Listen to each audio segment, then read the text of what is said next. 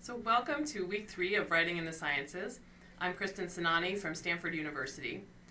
So in the first 2 weeks of this course, we talked about some key principles of effective writing. So cutting unnecessary clutter from your sentences, and also writing with strong active verbs. So this week, I want to continue our discussion of good writing, talking about how to improve your sentence structure, and then also moving up all the way to writing good paragraphs.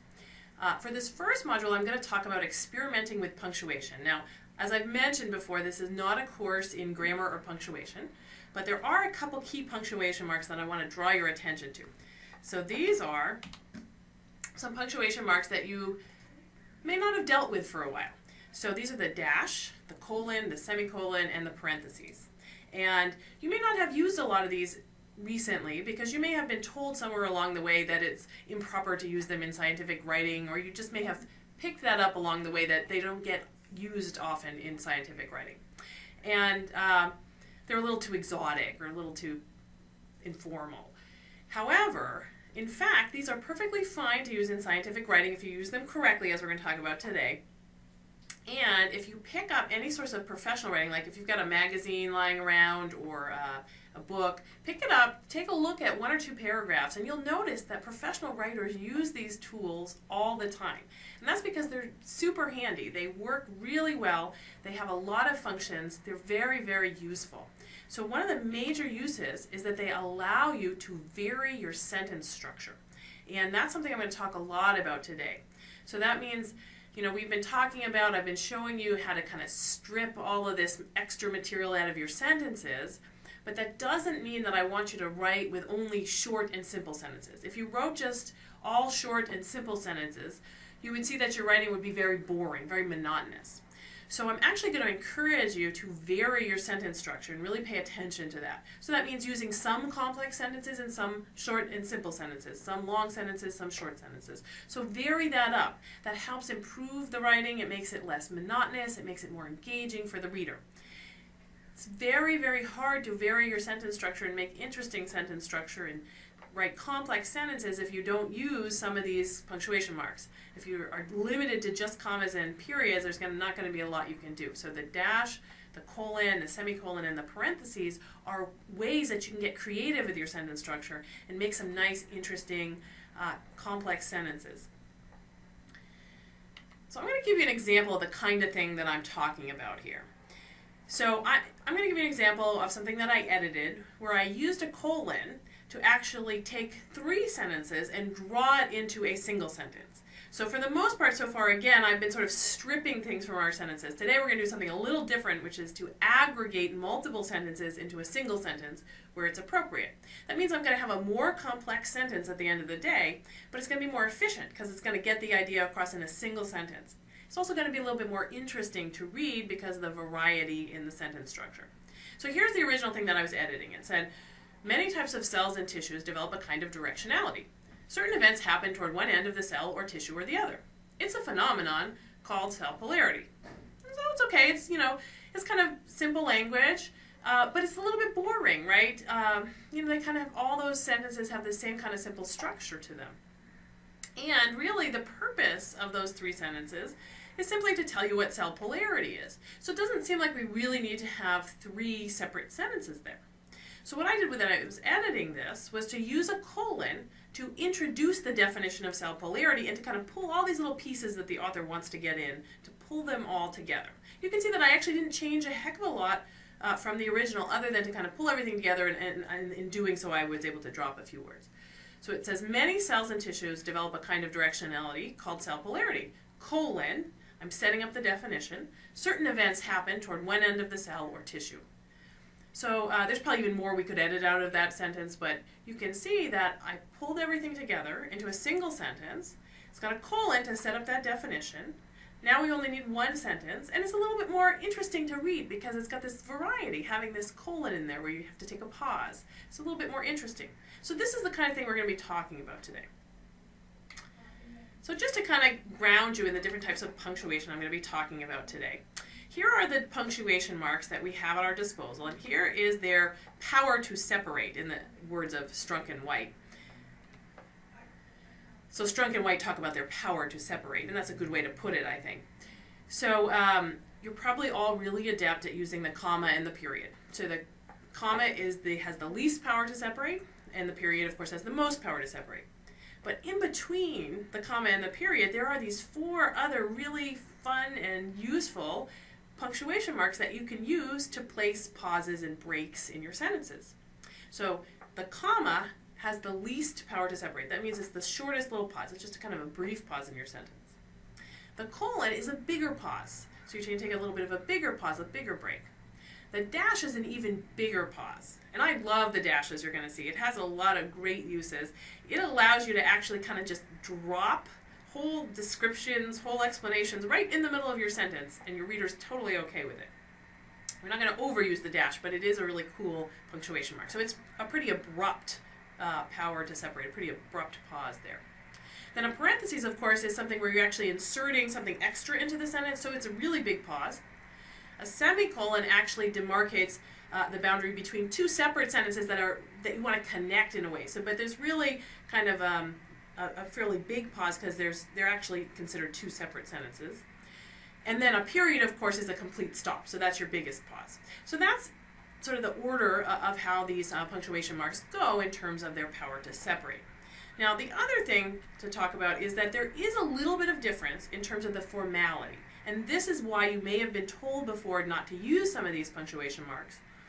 But in general, the dash and the parentheses are considered slightly less informal than the comma, colon, semicolon, and period.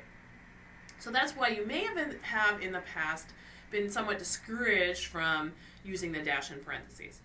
So they are a little bit less formal, but that doesn't mean that you can't use them at all in your scientific writing. Again, if you look at professional writing, professional writers use these all the time, the dash and the parentheses. It just means that you have to use them a little bit sparingly. You don't want to overdo it with the dash and the parentheses. And we'll be talking more about that as we go along here. All right, so I'm going to start with the semicolon. That's the one that you're probably all the most comfortable with.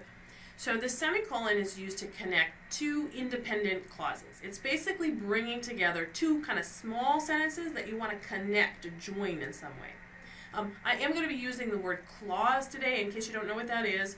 It's basically just below a sentence in rank. So it can be a very short sentence, or it may be an incomplete sentence, but it always has both a subject and a predicate, a subject and a verb. So just so you know what that term is when I throw that around today. So here's a couple of examples of the use of the semicolon to join 2 independent clauses. So it says, Kennedy could be a cold and vain man, and he led a life of privilege. But he knew something about the world. He also cared about it. So notice the use of the semicolon in that second sentence. You're getting this separation of these 2 ideas. He knew something about the world. He also cared about it. There's a kind of a pause there, and it kind of puts emphasis on the he also cared about it. You can think about how this would have worked or it wouldn't have worked as well had other punctuation marks been used there.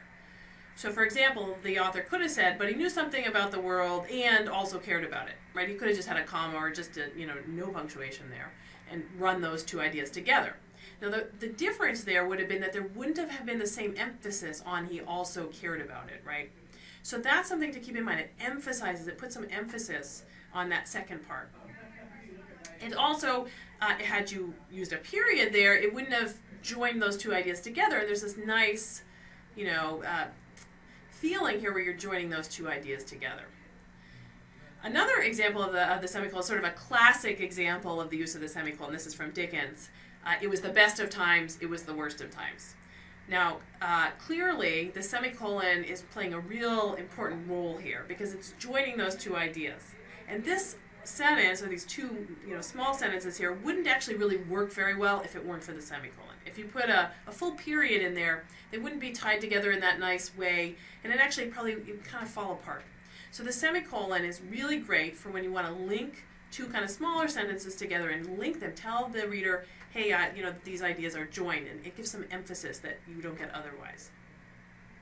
So that's one use of the semicolon. The other use of the semicolon that's going to be common in scientific writing is that semicolons are sometimes used to separate items in a list, and specifically when you've got a list of items where the items in the list contain internal punctuation. So that means that there might be commas within the items in the list. And you can see that if you then try to set off the items in the list with commas, because there are commas within the items, it's going to get really confusing. You're not going to know where the boundaries are between the items in the list. So you need something that's stronger power to separate, so you would use a semicolon there. So you're probably mostly familiar with this. You may have done this in your scientific writing before. But here's an example. They dramatically reduced the number of series in production. Notice the use of a colon here. We're going to get to a colon next. In 1935, 14 series were circulating. Notice the internal comma there, hence you need the semicolon to separate the item in the list. In 1949, by 1980, when the syndicate was in its final years, only 4. So you can see because of the internal commas there, you clearly need a semicolon to demarcate the boundaries of the items in the list. So that's another use of the semicolon that you may frequently find you need. Okay, next thing, moving along to the parentheses. So the parentheses is used to insert an afterthought, an explanation, some additional details, to insert it into a passage, usually into a sentence, that is grammatically complete without it. And it might be, you might be inserting a word or a phrase, or you might even be inserting a whole sentence into a passage. So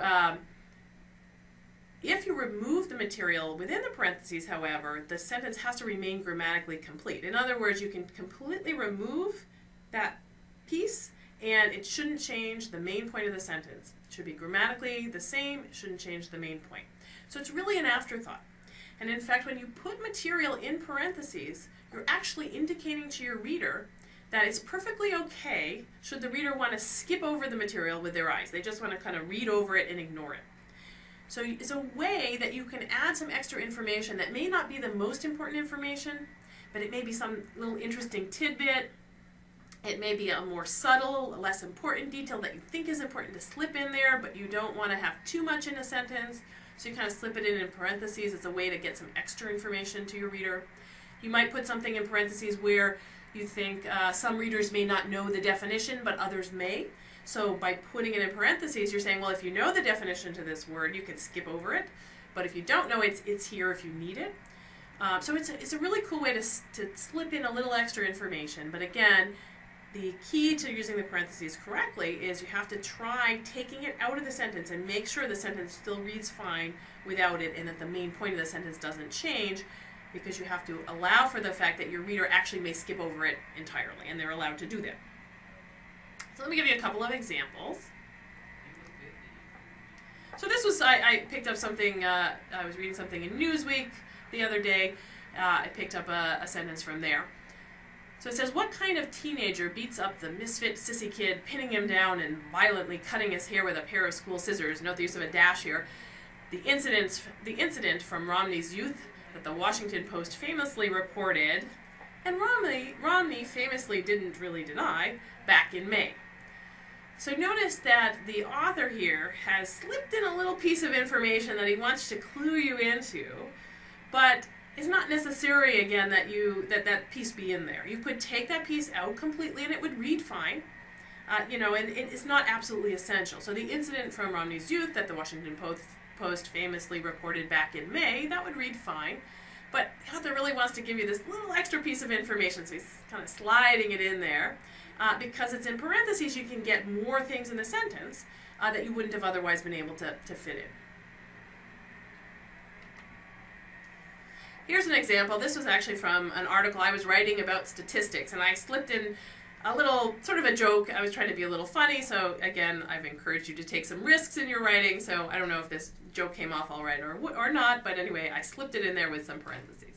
So it says, this is troubling, because while there are plausible biological stories to connect red meat with cancer and heart disease, it seems unlikely that eating too much red meat could directly cause accidents and injuries. And then here's my little, trying to entertain the reader a bit. Unless, as one of my students quipped, red meat eaters are swerving to avoid cows. So this was an article about statistics about confounding. Anyway, I slipped that in there with some parentheses. All right, so moving to the colon. Now the colon has several uses. You can use a colon. Colon always has to come after a clause. So again, that means you have to have a subject and a verb, a subject and a predicate. So you always have that before the colon, and then the colon often introduces a list, or it might introduce a quote, we don't use so many quotes in scientific writing, but if you are using quotes, you can use a colon to introduce it. Or it might introduce an explanation, a conclusion, or an amplification, and I'm going to give you some examples of all of those to show you what I mean. And Strunk and White, I'm going to refer a lot in this lecture to Strunk and White. They have some great material on these different punctuation marks, and I'll give you the reference at the end if you want to go and look at Strunk and White online. And they say the colon has more effect than the comma, less power to separate than the semicolon, and more formality than the dash. So again, as I told you, the colon is more powerful than the comma in terms of its ability to separate, but the semicolon has more power than a colon. And the semicolon and the colon are considered a little bit more formal than the dash. Here's an example of using a colon for both a list and sort of an amplification. So it says, Washington has a simple solution to most governments it doesn't like. Isolate them, slap sanctions on them, and wait for their downfall. So this is introducing it's a list, and it's also a bit of an amplification. This was something I must have been reading, I think, in Newsweek. Here's another example. This one's actually kind of setting up a punchline. So it says, the woman suffers from lack of experience and a chronic democratic disease. Compound sentences. A little bit of a punchline there. All right, I'm just going to show you that the use of the colon to introduce quotes. Again, we don't always or very often use quotes in scientific writing, but it sometimes comes up. So this says, and again, this was something I was reading in the New Yorker or Newsweek, the ask not line follows right after an exhortation modeled on Franklin Roosevelt's rendezvous with destiny. Colon, this is introducing a quote, in the long history of the world, only a few generations have been granted the role of defending freedom in its hour of maximum danger. I do not shrink from this responsibility, I welcome it. And then in the next sentence, there's another colon that's used to introduce a list of quotes. So it says, the note throughout is one of alarm, colon, the trumpet summons us again, the burden of a long twilight struggle, that uncertain balance of terror. I want to point out one other thing about this list at the end here. So notice that that's a list of 3 things. So the author was trying to pick out some examples of quotes from this speech to illustrate a point. And he picked and decided to include in his list 3 examples. Now he could have picked 2 of those examples. He could have picked, there's probably way more in the speech that he could have picked. He could have picked 4, he could have picked 5. But notice that oftentimes when an author is giving you a list of things, especially examples, they'll often limit it to 3 things. And this gets to a principle that I want to mention to you, which is called the rule of 3s. So the rule of 3s is used when you're making lists or giving examples in your writing. It's a rule of thumb. It doesn't mean you always have to use 3. But when you're in doubt, when you're not sure, or there's some ambiguity about how many is the correct number to include, default to 3. The idea here is that kind of 3 is just the ideal number of examples or items in a list. And the reason is that if you only put 2 items or 2 examples, there's a feeling that it's not enough, right? It's not giving enough evidence. It's only a pair of examples. It's not quite sufficient. However, if you go up to 4 or 5, you're kind of burdening your reader. It's a little bit of overkill. So there's this thought that 3 is kind of the perfect number for these kinds of situations. Again, that doesn't mean that there's plenty of lists you're going to have that have 4 or 5 items. But if there's some ambiguity, if you get to make a choice on how many items, and it's a little bit kind of random how many, whether you include 3 or 4, default to 3, because that's kind of the most pleasing number. So here's an example.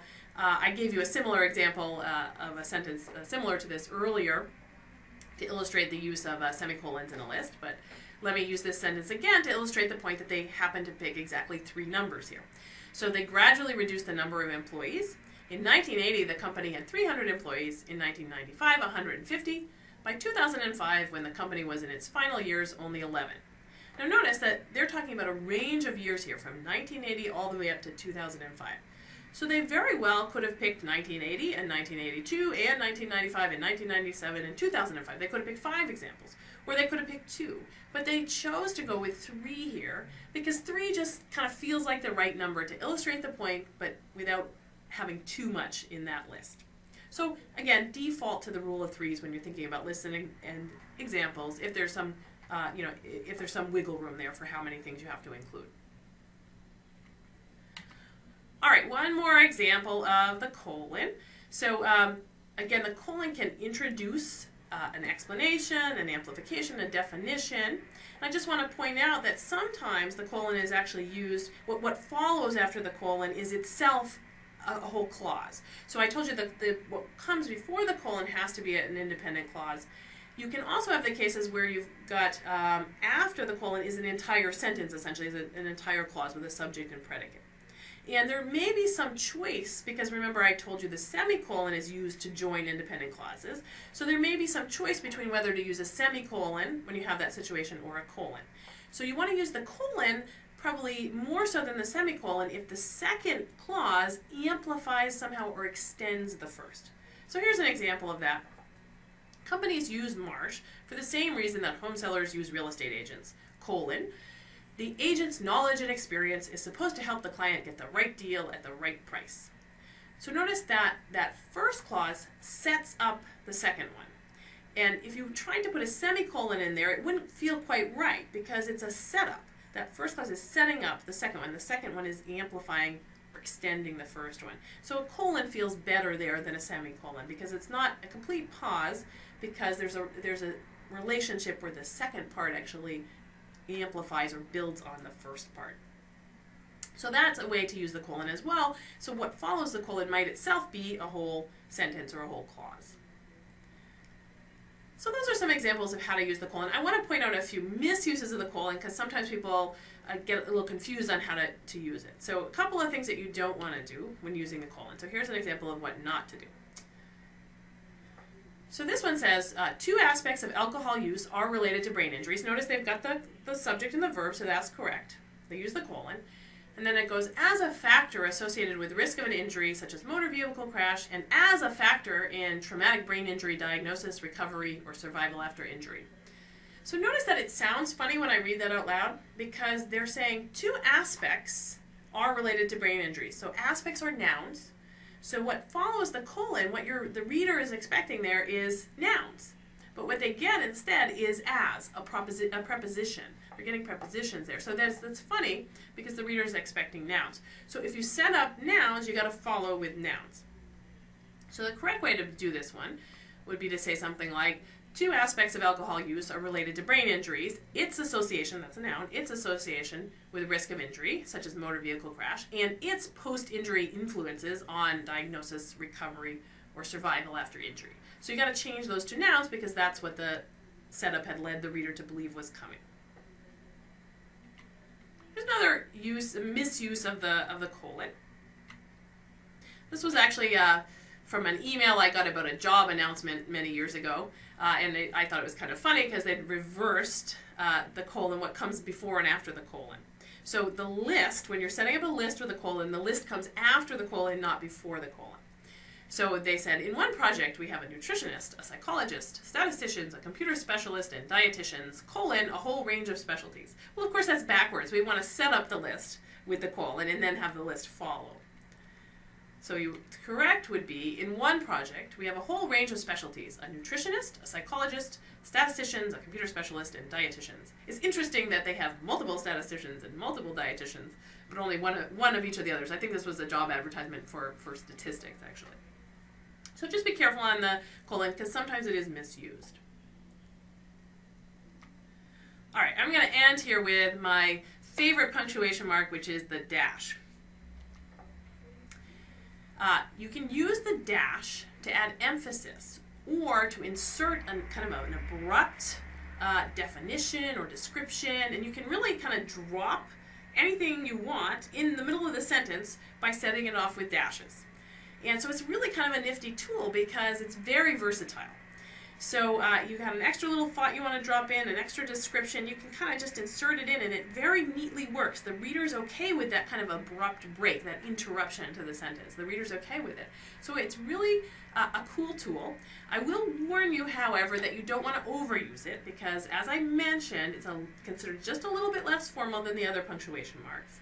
And if you overuse it, it also really loses its impact. And so I can remember when I was taking my very first journalism class, the instructor told us that it was okay to use the dash, and I thought this was just the greatest liberation to be able to write with a dash.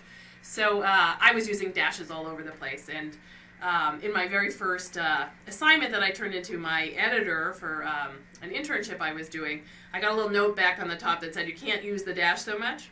So I learned quickly to not overuse the dash. So you have to be a little bit careful to use it sparingly, but it's a really great tool when you need it.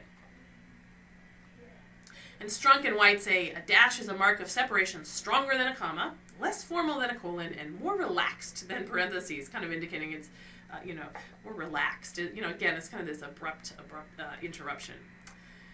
And they do warn you to use a dash only when a more common mark of punctuation seems inadequate. So again, use this sparingly, kind of reserve this tool for the really tough jobs.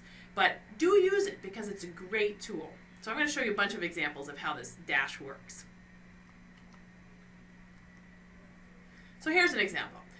This is an example where using the dash kind of adds emphasis to the part that's in the dash.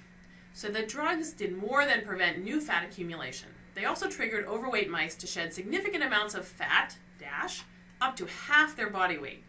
So notice how the use of the dash here really emphasizes how big that effect size was. Here's another example of the dash. Again, the dashes can be used to kind of just drop things into the sentence, some extra information that you want to get in there.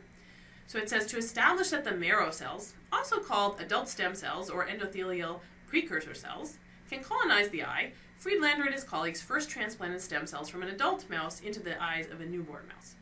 So notice that the author here is sticking some extra information, telling you what else marrow cells are called, alerting you to these other names for marrow cells by sticking it in the dash.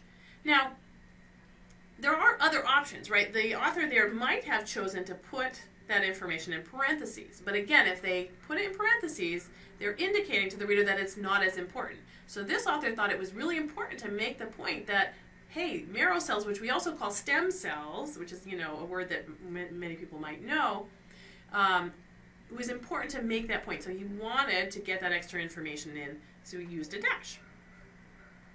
Now, I want to look at how the feel of these sentences would change if you, instead of using a dash, chose some other punctuation mark like a parentheses or a comma. So let's go back to that first example and try it with a comma instead. You're going to notice it's kind of clunky and long. So if I replace the dash here with a comma, we get the drugs did more than prevent new fat accumulation. They also triggered overweight mice to shed significant amounts of fat, up to half their body weight. It kind of takes away the emphasis on the up to half their body weight. It makes it a little bit more clunky there.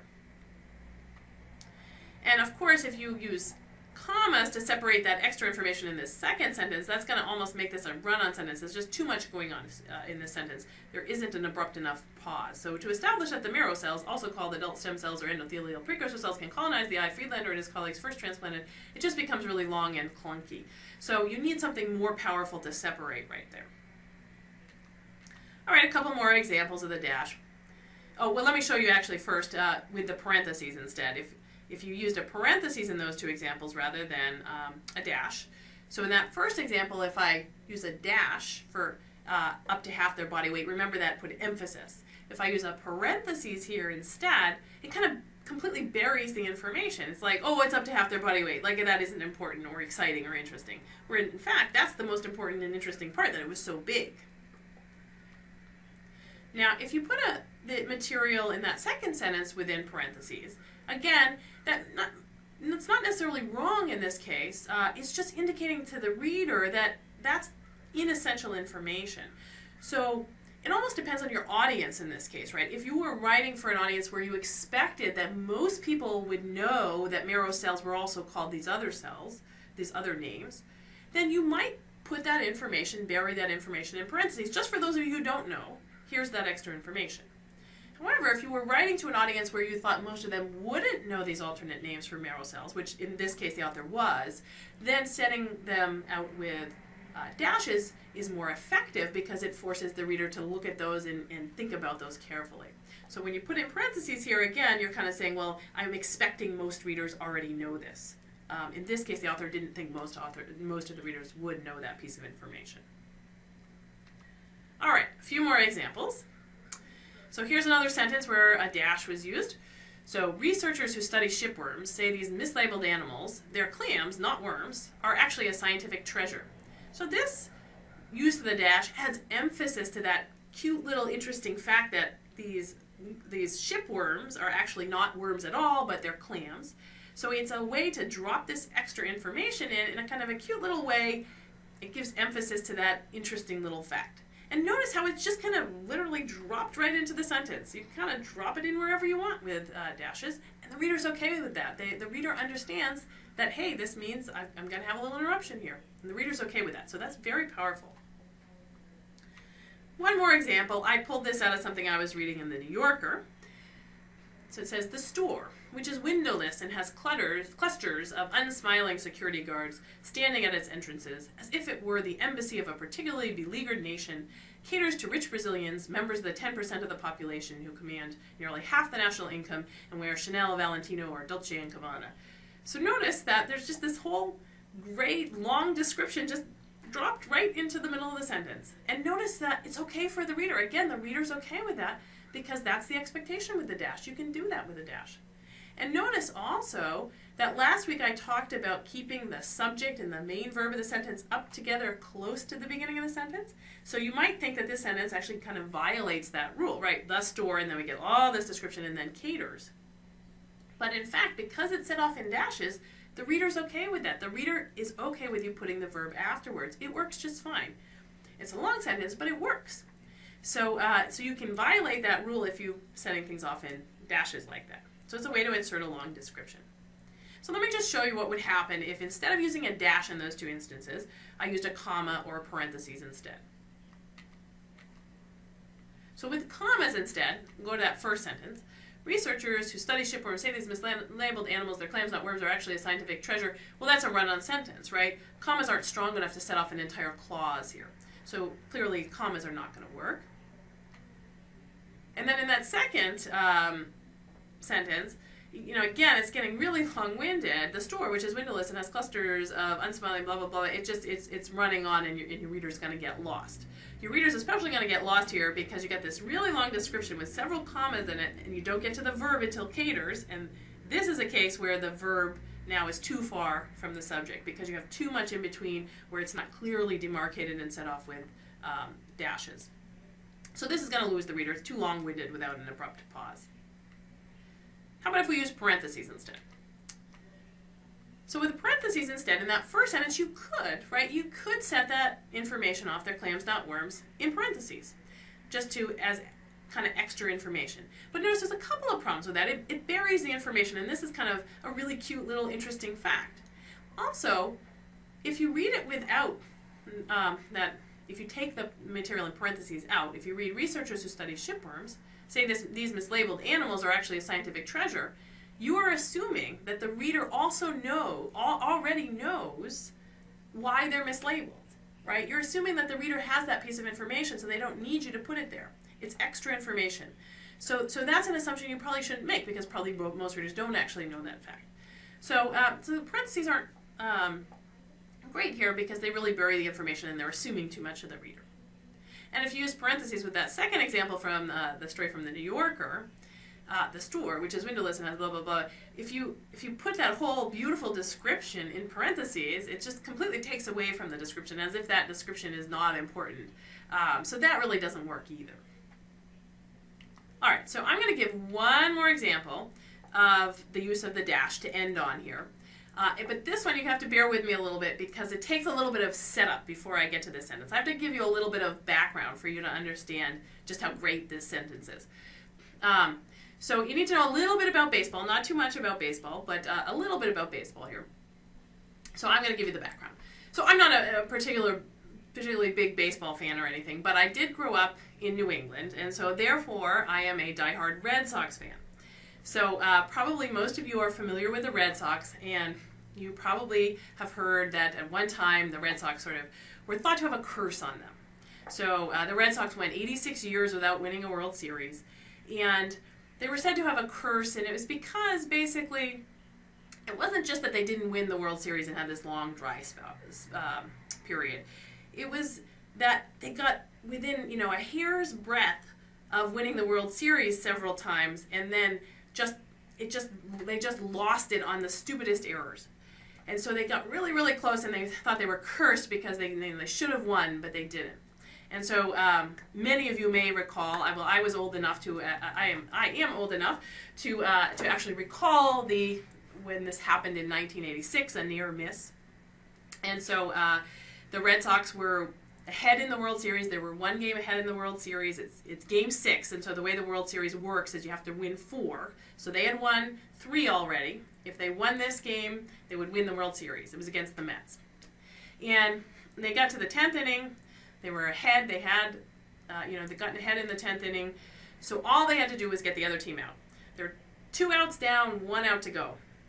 It's pretty much over, right? The TV announcers popping the champagne. My whole family, I was pretty young then, my whole family went to bed. We thought it was over. It was late. Just 1 little out to go. Well, what happens, of course, for those of you who know, or if you don't know, it's a routine grounder. Should have been caught, should have been an easy out. But what happens? The ball goes through, this is the infamous error by Bill Buckner. The ball goes through Bill Buckner's legs. They don't get the out. The Mets go on to win that game. Not only that, but they then go on to win the next game in the series. They win the World Series. The Red Sox, who were this close, lost it. So, so that's sort of the history of the Red Sox that you need to know to kind of understand this example I'm going to give.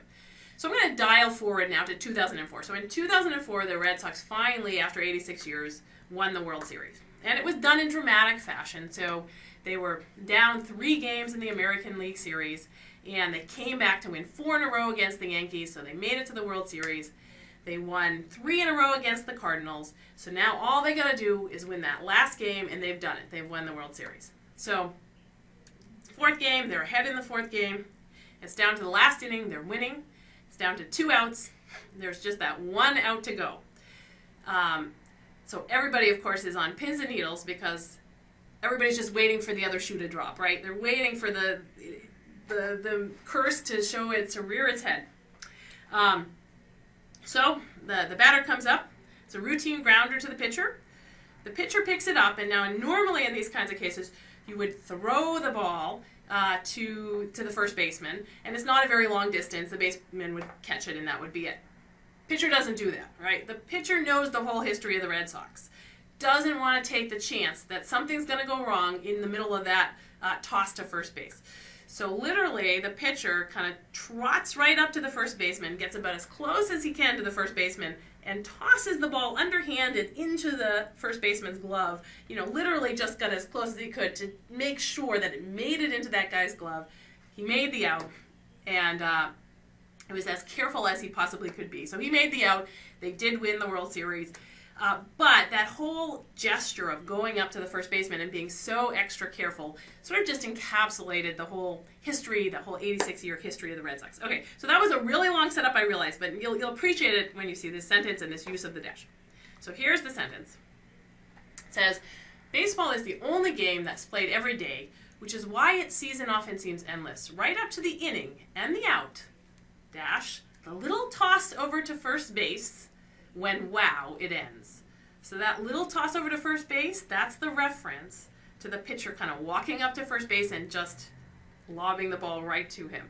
So you can see that's a really, really powerful sentence if you kind of know that whole background. The author here has dropped this whole very powerful image right into the middle of the sentence and done it so effectively. And the only way you could really do this here is with a dash. So I just love this sentence. I think this is by Roger Angell is the writer of this one. And let me just show you what would happen if we used other punctuation here. Clearly it's not going to be effective. So what if we used commas here? So if you used commas, baseball is the only game that's played every day, which is why its season often seems endless, right up to the inning and the out, the little toss over to first base when wow it ends. It's just, there's no emphasis on that amazing image. If I used parentheses instead, of course, it would completely bury that little image and make it seem like that wasn't important, when of course it is. So you can see that parentheses isn't strong enough here either. It's like that image wasn't this powerful image. So clearly the dash has this really great use. Again, don't overuse it, but do try to use it sometimes because you'll see it's just this really great tool that you have in your toolbox. I want to end here with a couple of references and citations. So I've been referencing Strunk and White quite a bit, and that's the elements of style. You can actually access the entire text of that online. So if you have some extra time, you can go to that link there, and you can read Strunk and White, and it probably wouldn't take you more than a couple of hours. It's pretty short. And they go over a lot of the same kinds of things that I'm talking about in this class, but it's a really good reference. The other thing I'm going to put on this slide here is, as I mentioned a couple weeks ago, I don't usually give exact citations for these little snippets, these little sentences that I pull from here and there.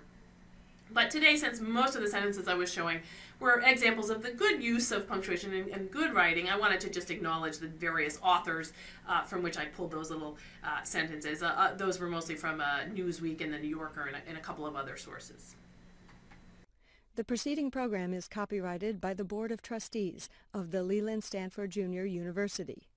Please visit us at med.stanford.edu.